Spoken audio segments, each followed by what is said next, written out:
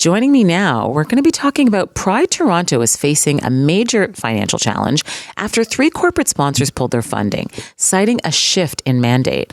While the companies haven't been named, Pride Toronto believes this is part of a larger trend, one linked to the growing corporate backlash against diversity, equity, and inclusion initiatives, especially in the wake of Donald Trump's executive order banning DEI programs in the U.S.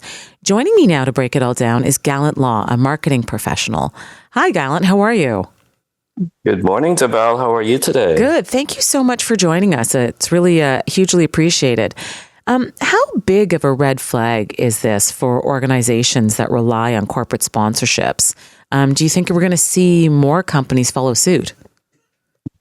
I mean, it really hinges on where these organizations, these corporations operate. So, if it is a corporation similar to the 3 that have exited from Pride, i.e. doing this, or US-based companies that are operating in Canada or doing business on both sides, I definitely feel that it is a high risk that those companies may follow suit, especially if they are already doing business in the US with the US government and they want to continue in doing so. I think, Canadian-based companies will most likely continue their support as, I still firmly believe that we are a country that still embraces diversity and inclusion. But, you never know if a situation similar to the US, may occur in Canada, then there could be much more exits.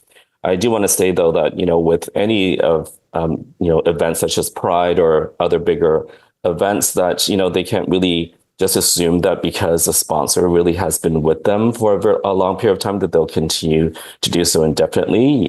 Businesses go through different cycles and they typically will review their activities over time and definitely will make some adjustments. And that could be based on a change in their corporate strategy and their different focuses, but in the always looming budgetary cutbacks or limitations. So festivals such as Pride should, continuously be, looking at other opportunities for sponsors. Yeah, I think it's definitely a very challenging environment for anybody in the arts. Even recently, the Toronto Film Festival had something similar. Not necessarily it was DEI related, but they did also have a major sponsor pull out. So, how devastating do you think this is going to be for the Pride Festival? And do you think that they'll be able to make it back up in time for June? I think there is a little bit of a short runway to secure some replacement sponsors. I mean, perhaps there is an opportunity for other Canadian companies to step up, or as previously, because these other 3 have been a part of it. That given the level of investment, i.e. I believe at their platinum or gold levels, that they would have a category exclusivity, so other companies that are in the same sort of types of businesses are not able to participate. So maybe this is an opportunity for other Canadian companies to step up.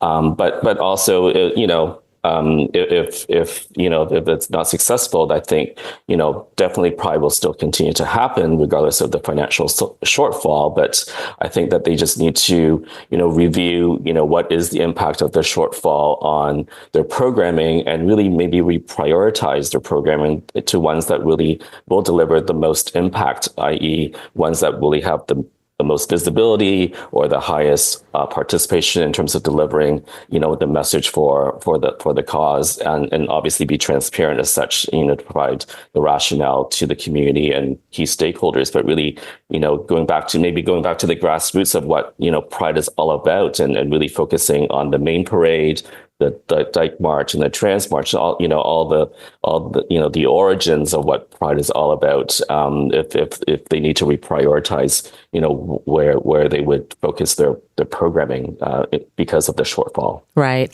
And do you think if this shortfall is extensive, do you think that something like the City of Toronto should step in to help, because Pride is such an important event in our city?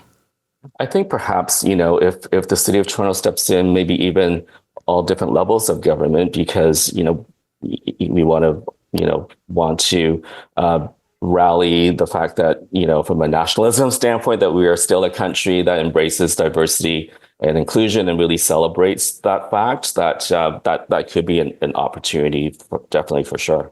Perfect. And do you think that for a lot of the companies that sponsor Pride, do you think that events like this actually help strengthen their customer loyalty, or do you think they could face a backlash?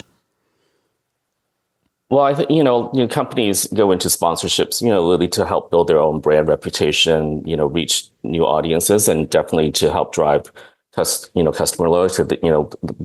Corporations want to build really positive associations with events that are very diverse and could be different proof points and demonstrate what organizations stand for. So companies that support in this case Pride will be seen as an organization that embraces diversity, equity, inclusion, and that could translate that is the belief that translates into the workplace. So that could be advantageous for those organizations to really attract and retain top talent, attract new customers, retain their current customers versus maybe there are competitors who are not, sponsoring, like I said, Pride or similar types of these types of events within the community.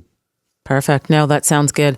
How do you think, I guess, are there any new strategies that Pride or, other events like Pride can use to attract more sponsors? Because, as we've talked about, it's not just Pride, but certainly quite a few other of the festivals, arts festivals are at risk this year. Yeah, I think really just a couple of things. One is to be proactive, just constantly looking to diversify your roster of sponsors, whether it's Canadian based or US based or even from other countries, but really diversify, your opportunities and continue to network and to do the research in terms of which other organizations are doing activities that are very similar to what your organization and your values are based on. But then even when you're speaking to not just your potential sponsors, but even your current sponsors, to really listen to them and really see what they are prioritizing, what their strategies are, and is there an opportunity to change up your programming or your content that is still a strategic fit for your organization, but can be tailored to the changing needs of your current sponsors or to target and appeal to potential sponsors with similar values or similar focus.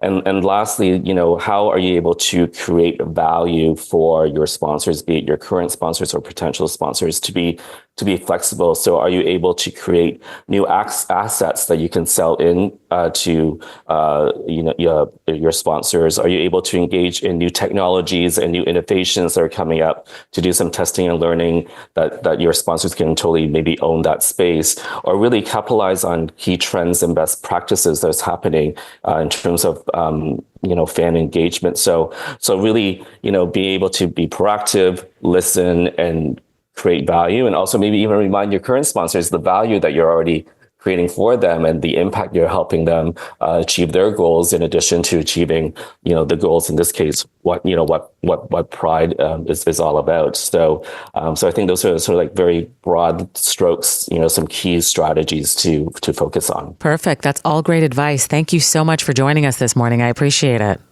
My pleasure. Perfect.